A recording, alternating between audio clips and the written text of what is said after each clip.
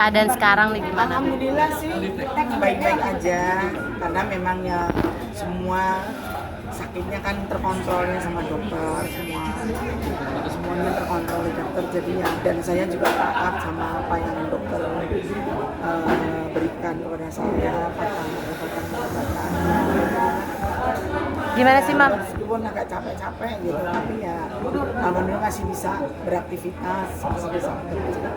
Kalau apa ya, cobaan gimana ya?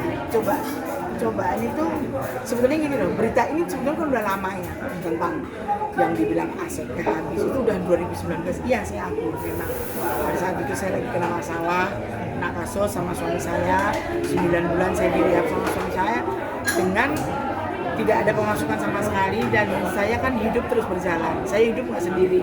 Saya ini bicara real bahwa saya ini tulang punggung keluarga yang begitu banyak keluarga yang harus saya hidupi. Nah, waktu itu masih ada tabungan selesai 9 bulan saya rehab, dihadang COVID 2 tahun, udah nggak kerja lagi. Ya masih untung-untungan saya itu diberi Allah itu kayak aset-asetnya, saya bisa menabung aset-aset. Jadi ya apa yang harus bisa dijadikan uang untuk hidup ya, karena hidup itu bukan hanya makan aja kan, hidup kan perlu yang tak terduga itu yang kadang-kadang membuat pengeluaran begitu banyak. Jadi ya untung aku masih punya aset. Kalau aku nggak punya aset, aku bisa nipu sana nipu sini nanti akhirnya.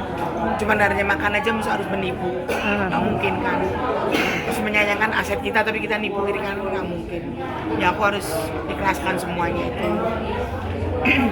terus abis itu ada lagi cobaan bahwa saya diberi sakit kanker, terus 4 bulan kemudian habis kanker saya harus operasi mata. Ya karena mata ini jadi udah diganti semua kan hitamnya, karena ada katarak tapi dalam, jadi udah nggak berfungsi mata saya ini.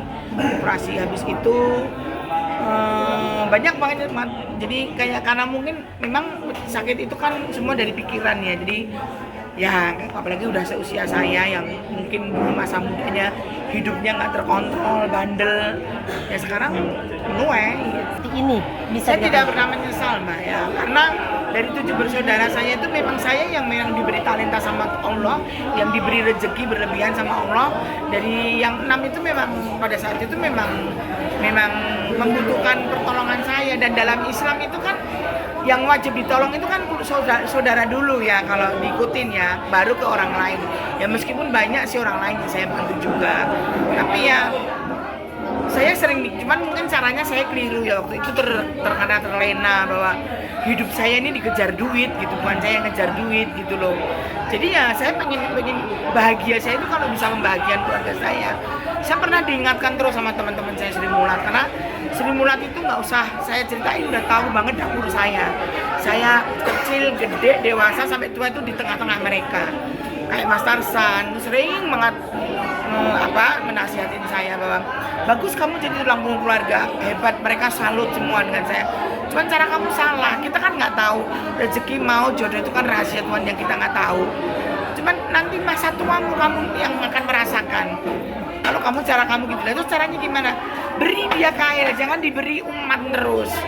Dan waktu itu aku juga udah berusaha ngasih kail, tapi ya akhirnya mungkin nggak berjalan, mungkin tidak pas sasaran ya gitu.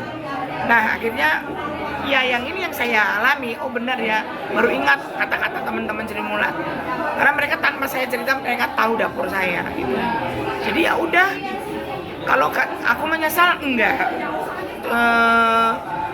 kecewa pernah aku kecewa ya pasti ya, pada saat aku dulu pernah ngeblok semua keluarga, cuman hanya karena mungkin aku seorang ibu di Indonesia, di dunia pun itu kepingin banget kalau pisah sama anak itu ditanya kabar, ditanya kesehatan, itu mungkin udah yang suatu kebahagiaan itu yang nggak pernah aku dapat tadinya.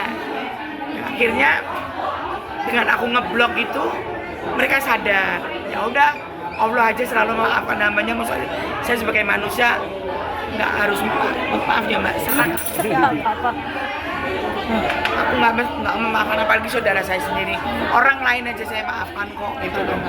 Ya udah, sekarang mereka udah mulai ya nanyain kesehatan ya, meskipun belum semua ya, tapi paling nggak anak, menantu, cucu, Umi sehat, udah makan belum lagi apa, itu udah bahagia banget, itu kayak obat banget buat saya.